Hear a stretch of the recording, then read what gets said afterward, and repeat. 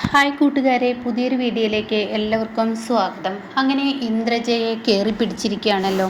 എന്നാൽ നന്ദിനിയാണെങ്കിലോ അവിടെ സൗണ്ട് ഉണ്ടാക്കിയത് തൻ്റെ അമ്മയുടെ എല്ലാ കഥകളും ഇവിടെ ഇന്ദ്രജ പറഞ്ഞു കൊടുത്തിരിക്കുകയാണ് കേട്ടോ. പക്ഷേ എല്ലാവർക്കും മുന്നിൽ അപമാനിതനായി നിന്നത് രഞ്ജിത്താണ്. രഞ്ജിത്തിൻ്റെ കഴുത്തിനാണ് നന്ദിനി പിടിച്ചിരിക്കുന്നത്. ഈ സമയം ഇതെല്ലാവരുടെയും മുന്നിൽ രഞ്ജിത്തിന് വലിയൊരു അപമാനമാണെങ്കിലും നന്ദിനി അത് സോറി പറയുന്നത് കൊണ്ട് രഞ്ജിത്ത് അതിലും വലിയ പത്മ ഇനി പാടെ പഠിക്കാൻ പോവാണ് കേട്ടോ. അപ്പോൾ രഞ്ജിത്ത് എല്ലാം ഉള്ളിൽ ഒതുക്കുകയാണ് കേട്ടോ. അങ്ങനെ ഈ സമയം വീട്ടിൽ വരികയാണ്. പക്ഷെ ഹരിതയ്ക്ക് ഇതങ്ങനെ വിട്ടുകളയാൻ തോന്നില്ല കേട്ടോ. ഹരിതയുടെ മനസ്സിൽ വലിയ മുറിവ് തന്നെ ആവുകയാണ്. ഹരിതയ്ക്ക് വലിയ ദേഷ്യം തന്നെ ആവുകയാണ് കേട്ടോ. അങ്ങനെ എല്ലാവരും അകത്തോട്ട് കയറി പോകുമ്പോൾ സൂര്യ നന്ദിനിയെ വിളിച്ച് വാ നമുക്ക് പോവാമെന്ന് പറഞ്ഞ് അകത്തോട്ട് പോകുമ്പോൾ പിറകിൽ ഹരിത നിൽക്കുന്നുണ്ടാവും കേട്ടോ. അപ്പോൾ ഹരിത പറയണേ, എടി നീ എൻ്റെ ഏട്ടനോട് കാണിച്ചത് ഞാൻ അങ്ങനെ വെറുതെ വിടുമെന്ന് നീ വിചാരിക്കുന്നുണ്ടോ? ഇല്ല, ഇവിടെ എല്ലാവരും വിട്ടാലും ഞാൻ വിടില്ല, ഞാൻ അത് വിടാൻ തയ്യാറല്ല. നിനക്ക് നല്ല കൊട്ടും ഞാൻ കൊട്ടും, അത് ഉറപ്പുള്ള കാര്യമാണ്. നിനക്ക് നല്ല കിട്ടില്ല, എന്നിൽ നിന്ന് കിട്ടും, അത് ഉറപ്പാണെന്ന് പറയാം കേട്ടോ. ആ സമയം ഹരിത ഇങ്ങനെ കയറി പോകുമ്പോൾ സൂര്യ സ്റ്റെയറിൽ വെച്ചിരിക്കുന്ന ഫോട്ടോ ഉണ്ടല്ലോ, നന്ദിനി സൂര്യയുടെ ആ ഫോട്ടോ, അതിൽ നോക്കിയിട്ട് പറയണേ, എടി പിശാചെ, നീ എൻ്റെ ജീവിതം തകർത്തവളാണ്, നിന്നെ ഞാൻ വെറുതെ വിടില്ല. കാരണം നീ എൻ്റെ മുറച്ചെറുക്കിനെയാണ് തട്ടിയെടുത്തിരിക്കുന്നത്. ആ സമയം ഞാനാണ് സൂര്യയുടെ ഭാര്യ ആവേണ്ടത്. ഈ വീട്ടിലെ യാതൊരു യോഗ്യതയില്ലാത്ത നീ കയറി വന്നത് തന്നെ തെറ്റ്.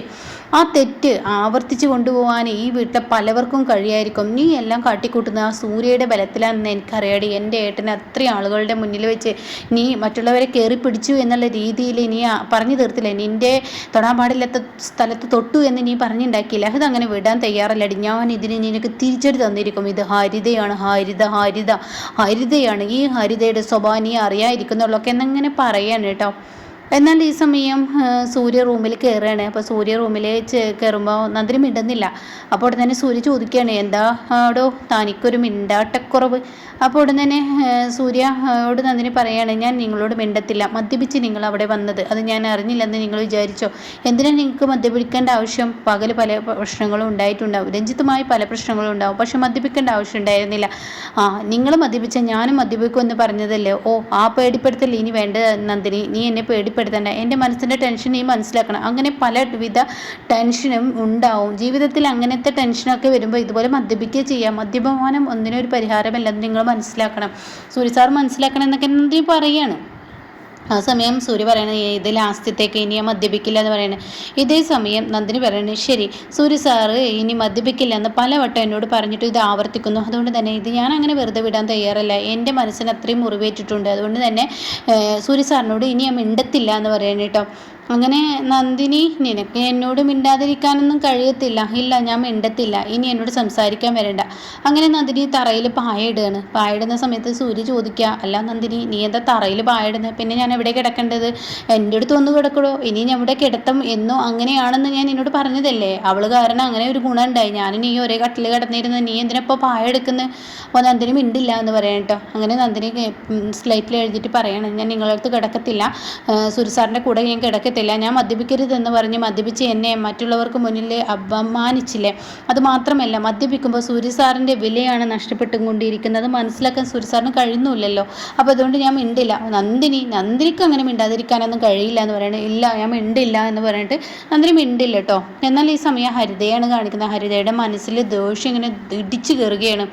ആഹാ, ഈ വീട്ടിൽ നീ എല്ലാവരും കാണുന്ന വിധത്തിലെ നിൻ്റെ ഫോട്ടോ അങ്ങനെ സൂര്യ വെച്ചിട്ടുണ്ടെങ്കിൽ അതിന് ഈ വീട്ടിലെ മഹാറാണിയാക്കും എന്നുള്ളതിന് അർത്ഥമാണ്. എന്നാൽ നിൻ്റെ മുഖം ഞാൻ ഇടിച്ചു പരത്തൂടി. അതിനുള്ള കഴിവ് ഈ ഹരിത കൊണ്ടടി. ഈ ഹരിത ചില്ലറക്കാരിയല്ല. നീ എന്താ വിചാരിച്ചിരിക്കുന്നത് ഈ ഹരിതയെക്കുറിച്ച്? എൻ്റെ ഏട്ടനെ ആ കടയിൽ വെച്ചിട്ട് നിൻ്റെ ദേഹത്ത് തൊട്ടു എന്ന് പറഞ്ഞിട്ട് നീ എല്ലാവർക്കും മുന്നിൽ കഴുത്ത് പിടിച്ചപ്പോൾ ഞാൻ അങ്ങനെ വെറുതെ വിടുന്നോ? എൻ്റെ ഏട്ടൻ മിണ്ടാതിരിക്കുന്നത് കണ്ടിട്ട് ഞാനൊന്നും മിണ്ടാതിരിക്കില്ല. ഇന്ന് നിന്നെ ഞാൻ ഇടിച്ചു പരുവമാക്കുമെന്ന് പറഞ്ഞിട്ട് ഒരു ചുറ്റിക എടുത്ത് വരികയാണ് കേട്ടോ. എന്നിട്ട് എല്ലാവരും ഉറങ്ങിക്കിടക്കുന്ന സമയത്താണ് അങ്ങനെ ഈ ചുറ്റിക എടുത്തിട്ട് ഹരിത സ്റ്റെയർ ഇങ്ങനെ കയറി പോവാണ്. സ്റ്റെയറിൻ്റെ അടുത്തിരിക്കുന്ന ഫോട്ടോയിൽ നന്ദിനി നോക്കുകയാണ്. ഇന്നത്തോടു കൂടി ഇനി തീരോടെ, ഇതിനർത്ഥം നിന്നെ ഞാൻ ഇനി ഇങ്ങനെയാണ് കൊല്ലുന്നതെന്ന് പറഞ്ഞാൽ ചുറ്റിക എടുത്തിട്ട് ആ ഫോട്ടോയിൽ നന്ദിനിയെ അങ്ങ് അടിക്കാൻ കേട്ടോ. അതോടുകൂടി ഗ്ലാസുകൾ ചിന്നിച്ചിതറുകയാണ്. ഇതൊന്നും ആരും അറിയുന്നില്ല, എല്ലാവരും ഉറക്കത്തിലാണ്. അങ്ങനെ ഹരിതയാണെങ്കിൽ നിലത്തോട്ട് ഈ ഗ്ലാസ്സുകളൊക്കെ ചില്ലുകൾ ചിന്നിച്ചിതറിയിരിക്കുകയാണ്.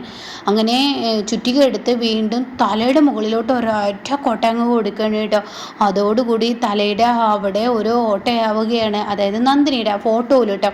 അങ്ങനെ നന്ദിനിയുടെ മുഖം ഒരു വികൃതമായി മാറുകയാണ്. സൂര്യയെ തൊടില്ല എന്നിട്ട് പറയണേ, ഇതാണ് എൻ്റെ ആദ്യത്തെ നിനക്കുള്ള അടി, ഇത് നിൻ്റെ മുഖത്തടിക്കേണ്ട അടി നിൻ്റെ ഫോട്ടോയിൽ അടിച്ചതെന്ന് മാത്രം. പക്ഷേ ഈ ഫോട്ടോയിൽ അടിച്ചാൽ തന്നെ നിനക്ക് അതിൻ്റെ വേദന എന്തെന്ന് നാളെ അറിയാൻ കഴിയും, അത് നീ അനുഭവിക്കൂടി, ഇത് ഞാൻ കാണിച്ചു തരാം എന്നൊക്കെ പറഞ്ഞിട്ട് ഹരിത അവിടെ നിന്ന് ഇറങ്ങിപ്പോവാണ്. അങ്ങനെ പിറ്റേ ദിവസം രാവിലെ ആവുന്ന രംഗാണ്. എല്ലാവരും എണീറ്റ് വരികയാണ്. എണീറ്റ് വരുമ്പോൾ കാണുന്ന കാഴ്ച, എല്ലാവരും ഇങ്ങനെ ഒരു ഭാഗത്ത് എണീക്കുക. അത് രാജു ആണല്ലോ പതിവ് എണീക്കല്. രാജു എണീക്കുന്നു നടന്നു പോകുമ്പോൾ പെട്ടെന്ന് രാജുവിൻ്റെ കാലിൽ ഒരു കുപ്പിച്ചില് ഹോളിൽ വെച്ച് കയറുകയാണ്. അയ്യോ, ഇതാരവിടെ ഗ്ലാസ് കൊടുന്നിട്ടിരിക്കുന്നു, എങ്ങനെ ഇത് പൊട്ടി എന്ന് പറഞ്ഞിട്ട് സ്റ്റെയറിലോട്ട് നോക്കുമ്പോൾ സ്റ്റെയർ കേസ് മൊത്തം കുപ്പിച്ചില്ലുകൾ. അയ്യോ ഇതെന്താ ഇവിടെ ആകെ ഗ്ലാസ് ചിന്നി ചിതറിയിരിക്കുന്നു എന്ന് പറഞ്ഞ് നോക്കുമ്പോൾ ആ ഫോട്ടോയുടെ ചില്ലൊടഞ്ഞിരിക്കുന്നു. ആ ഫോട്ടോ ഒരു വികൃതമാക്കിയിരിക്കുന്നു. അയ്യോ, ഇതാരാണ് ചെയ്തിരിക്കുന്നത്? അതിനെക്കുറിച്ച് കണ്ട് അവൾക്ക് ഭയങ്കര വേദനയാവുമല്ലോ. ഈശ്വര, എന്താ ഇതെന്ന് പറഞ്ഞിട്ട് രാജു തന്നെ ആ ഗ്ലാസ്സൊക്കെ അടിച്ചു മാറ്റുമ്പോഴേക്കും അവിടെ എല്ലാവരും എത്തുകയാണ് കേട്ടോ. അപ്പോഴാണ് നന്ദിനി ഇറങ്ങി വരുന്നത്. അപ്പോൾ ഉടൻ തന്നെ നന്ദിനി അങ്ങോട്ടേക്ക് വരുമ്പോൾ ഈ ഫോട്ടോയാണ് കാണുന്നത്. അപ്പോൾ ഉടൻ തന്നെ യതീന്ദ്രൻ ചോദിക്കുന്നത്, എന്താ, എനിക്കറിയത്തില്ല, ഞാൻ എണീറ്റ് വരുമ്പോൾ ഇവിടെ ഗ്ലാസ് ഉടഞ്ഞു കിടക്കുന്നു, ഫോട്ടോവും കേടുവരുത്തിയിട്ടുണ്ട്. അപ്പോൾ യതീന്ദ്രൻ പറയണേ, ഇതങ്ങനെ കേടുവരുത്തിയതാണല്ലോ, വീണ് പൊട്ടിയിട്ടില്ല, പിന്നെ ഗ്ലാസിൻ്റെ ചില്ല് എന്തെങ്കിലും തട്ടിയിട്ട് ഉടഞ്ഞെന്ന് വെക്കാം, പക്ഷേ ഫോട്ടോ കേടുവരുത്തിയിട്ടുണ്ടെങ്കിൽ ഇതിന് പിന്നിൽ ആരോ കളിച്ചിട്ടുണ്ടെന്ന് പറയണേ. അപ്പോഴേക്കും പത്മ പറയണം, ആര് കളിച്ചാലും അവർക്ക് 10 കൈ കൊടുത്താലും ഒരു കുഴപ്പമില്ല, കാരണം എന്താണ്, അവർക്ക് എന്തൊക്കെ കൊടുക്കാൻ പറ്റും അതൊക്കെ കൊടുക്കണം. എത്രയോ കാലം നടക്കുമ്പോഴും ഇരിക്കുമ്പോഴും കാണുന്ന ഫോട്ടോ ആണ് ഇത്. എന്തായാലും ഇടിച്ച് കളഞ്ഞ ആരാണെങ്കിലും അവർക്ക് എത്ര നന്ദി എത്ര താങ്ക്സ് പറഞ്ഞാലും മതിയാവില്ല എന്ന് പറയണേ. അപ്പോൾ ഹരിത ഇത് കേട്ട് നിൽക്കുന്നുണ്ട് കേട്ടോ. ഇതേ സമയം നന്ദിനി ഇത് കണ്ടുവരികയാണ്. നന്ദിനിയുടെ കണ്ണുകളൊക്കെ ഇങ്ങനെ നിറഞ്ഞു പോവുകയാണ്. ഈശ്വര, ഞാനും സൂര്യ സാറും തമ്മിൽ ഇപ്പോൾ പിണക്കത്തിലാണ്, എന്നാൽ ഈ സമയം ഫോട്ടോ ഒടിഞ്ഞു കിടക്കുന്നത് അത് കാണുന്ന നന്ദിനിക്ക് വല്ലാത്ത വിഷമമായിട്ട് നന്ദിക്ക് പറയാനില്ല. സൂര്യയോട് മിണ്ടാതെ റൂമിൽ നിന്ന് ഇറങ്ങി വന്നിരിക്കുകയാണ്. കാര്യം മദ്യപാനം നിർത്താനാണെങ്കിലും വേദനയുണ്ട്. അങ്ങനെ നന്ദിനിയാണെങ്കിലോ ഇത് കാണുമ്പോൾ വിഷമം തോന്നുകയാണ്. അപ്പോൾ ഉടൻ തന്നെ രാജ്യത്ത് ക്ലീൻ ചെയ്തുകൊണ്ടിരിക്കുകയാണ്. അപ്പോഴേക്കും പത്മ പറയണേ, നിങ്ങളെന്തിനാ ഇതിങ്ങനെ ചർച്ചാ വിഷയമാക്കുന്നത്, അതുടഞ്ഞു, അത് ഉടഞ്ഞിട്ടുണ്ടെങ്കിൽ ആ ഗ്ലാസ്സൊക്കെ മാറ്റി മര്യാദക്ക് കോഫി കൊണ്ടുവരുമോ രാജു എന്നും പറഞ്ഞിട്ട് അവർ സോഫയിലോട്ട് പോവാണ്. അതേസമയം രാജു കുപ്പിച്ചിലൊക്കെ പെറുക്കി മാറ്റുമ്പോൾ നന്ദിനി ഇങ്ങനെ നോക്കി നിൽക്കുകയാണ് കേട്ടോ. നന്ദിനിയുടെ കണ്ണ് നിറഞ്ഞു പോവാണ്. ഇത് എന്നോട് പ്രതികാരമുള്ള ആരോ ചെയ്തിരിക്കുകയാണെന്ന് നന്ദിനിക്ക് മനസ്സിലായിട്ടുണ്ട്. അങ്ങനെ രാജു ചെന്നിച്ച് ചോദിക്കുകയാണ്, അല്ല സാറേ, ഇനിയിപ്പോൾ ഈ കേടുവന്ന ഫോട്ടോ വീട്ടിൽ വെക്കാൻ പാടില്ലെന്ന് ആരൊക്കെ പറഞ്ഞിട്ടുണ്ട്, ചില്ലടഞ്ഞത്. അപ്പോൾ ഇനി എന്താ ചെയ്യേണ്ടതെന്ന് ആരൊക്കെ പറഞ്ഞിട്ടുണ്ടെങ്കിൽ പുറത്ത് കളയണം, അത്ര തന്നെ എന്ന് അവിടെ പത്മ പറയാണ്. എന്തിനാണ് അതൊക്കെ ചോദിക്കാൻ നിൽക്കുന്നത്, ചില്ലടഞ്ഞെങ്കിൽ ആ മുറ്റത്ത് കൊണ്ടുപോയി കളാമെന്ന് പറയണം കേട്ടോ. അങ്ങനെ ഈ സമയം അത് മുറ്റത്ത് കൊണ്ടുപോയിട്ട് രാജു വെക്കുകയാണ്. ഇതേസമയം എല്ലാവർക്കും ചായ ഇട്ട് കൊണ്ടുവരികയാണ്. എന്നാൽ ഈ സമയം സൂര്യയാണെങ്കിലോ എണീക്കുകയാണ്. ഒത്തിരി നേരം വൈകിയിരിക്കുന്നു. ഇന്ന് ഓഫീസിലോട്ട് പോകാൻ നന്ദിനി വിളിച്ചിട്ടില്ല. നന്ദിനി എനിക്കൊരു കോഫി മോയും വന്നിട്ടില്ല. എന്താ നന്ദിനിക്ക് പറ്റിയത്? അവളെ ഇപ്പോഴും എന്നോട് പിണക്കത്തിലാണ്. അപ്പോൾ പിണക്കം സീരിയസ് ആവുമോ? ഈശ്വര, എൻ്റെ ഉള്ളിലൊരു ഭയം. എന്തെങ്ങനെ സൂര്യ ചിന്തിക്കുന്നു.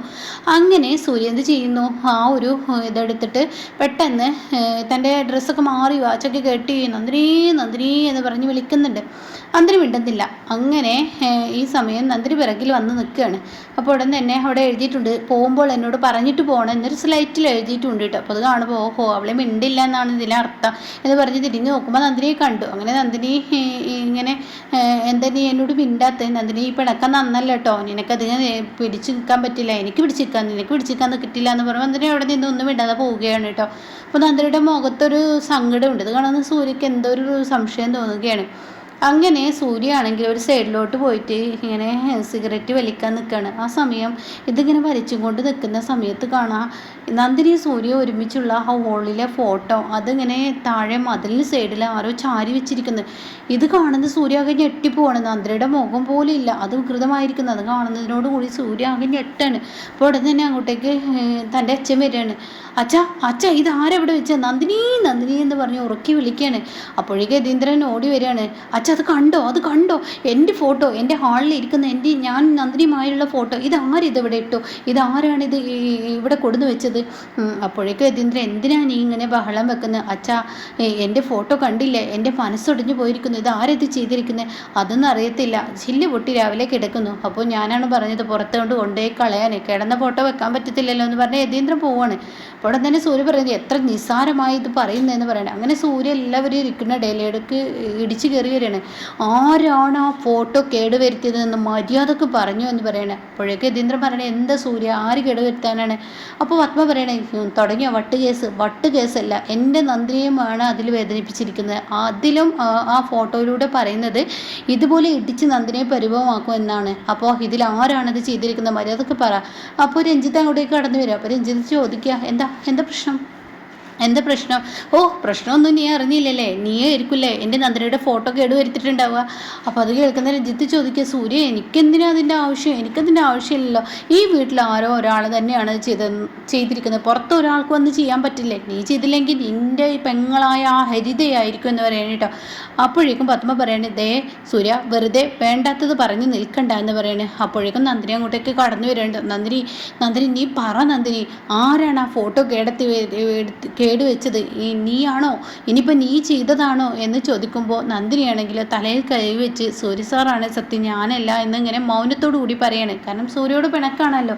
അത് കാണുന്ന സൂര്യക്ക് സങ്കടമാവുകയാണ്. അപ്പോഴേക്കും സൂര്യ നന്ദിനിയെ കവിളിൽ ഇങ്ങനെ ചേർത്ത് പിടിച്ച്, അയ്യോ ഞാൻ എന്നെ വേദനിപ്പിച്ചതല്ലേ, നീ വിഷമിക്കണ്ട, ആ ഫോട്ടോ കേടെത്തിയതിനെ ഞാൻ എന്തായാലും കണ്ടെത്തും, നീ പേടിക്കണ്ട.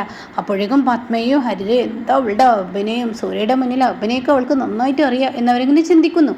പിന്നീടാണെങ്കിലോ ഇതിനിടയ്ക്ക് ഹരിത പറയണേ, അതെ പത്മാൻറ്റി അവിടെ നിൽക്കട്ടെ, വേറൊരു കാര്യം പറയാനാണ് ഞാൻ വന്നത്. അപ്പോഴേക്കും സൂര്യക്ക് ദേഷ്യം പിടിക്കുക. ഇവളെന്താ എൻ്റെ ടെൻഷൻ മനസ്സിലാക്കാതെ ഇവളിങ്ങനെ സംസാരിക്കുന്നെങ്കിൽ ഇവള് തന്നെ എതിരെ കളിച്ചതെന്ന് സൂര്യക്ക് മനസ്സിലാവാണ്. പത്മാൻറ്റി, നമുക്ക് ഈ വീട്ടിലൊരു ഫോട്ടോഷൂട്ട് നടത്തിയാലോ? അത് കേൾക്കുന്ന പത്മ, ഓ എന്ത് ഫോട്ടോഷൂട്ട്? എനിക്കൊന്നും മനസ്സിലായില്ല. അല്ല, കുറേ വർഷങ്ങൾക്ക് ശേഷം കാണുകയല്ലേ നമ്മളൊക്കെ. അതുമാത്രമല്ല, ഇവരുടെ വിവാഹ നിശ്ചയം കഴിഞ്ഞിട്ടില്ലെങ്കിലും ഏകദേശം ഇവരുടെ വിവാഹം ഇവരുമായെന്ന് ഉറപ്പിച്ചല്ലോ. അപ്പോൾ നമ്മുടെ ഫാമിലിയും നിങ്ങളുടെ ഫാമിലിയും അതുപോലെ ഓരോ ഫാമിലിയും തമ്മിലൊരു ഫോട്ടോഷൂട്ട്, എന്നിട്ട് അതിൻ്റെ ഫോട്ടോകളൊക്കെ ഫ്രെയിമാക്കി വെക്കുന്ന ഒരു പ്രത്യേകം ഭംഗിയാണ്. അങ്ങനെ ചെയ്താലോ? ഓ എൻ്റെ ഹരിതേ, നീ ഇങ്ങനെയൊക്കെ ഓരോ ഐഡിയകളുമായി എങ്ങനെയാണ് നീ വരുന്നത്? അത് കേൾക്കുന്ന സൂര്യക്ക് അങ്ങ് ദേഷ്യം പിടിക്കാൻ. കേടി, എൻ്റെ വീണുടഞ്ഞ് ഫോട്ടോ കേടുവരുത്തിയത് ആരാണെന്ന് എനിക്ക് കണ്ടെത്താൻ കഴിയും. അതാരാണെന്ന് കണ്ടെത്തിയാൽ നീ അല്ലാതെ വേറെ ആരും ചെയ്യില്ല. നന്ദിനിയോട് ദേഷ്യമുള്ളവളാണ് അത് ചെയ്തിരിക്കുന്നത്. നന്ദിനിയുടെ മുഖത്തടിച്ചതുപോലെ നന്ദിനിയെ ഇതുപോലെ ചെയ്യുമെന്നാണ് പറഞ്ഞിരിക്കുന്നത്. അപ്പോൾ ഇത് ഞാൻ അങ്ങ് വെറുതെ വിടില്ല. അപ്പോഴേക്കും യതീന്ദ്ര പറയണേ, സൂര്യ വെറുതെ വഴക്കുണ്ടാക്കില്ല എന്ന് പറയണ കേട്ടോ. അപ്പോൾ ഇനിയാണ് രസം കേട്ടോ. ആ ഒരു ഫോട്ടോ കേടുവരുത്തിയതിന് സൂര്യ ചെയ്യുന്ന പ്രവൃത്തി കണ്ടാൽ ഞെട്ടിപ്പോവും കേട്ടോ എല്ലാവരും.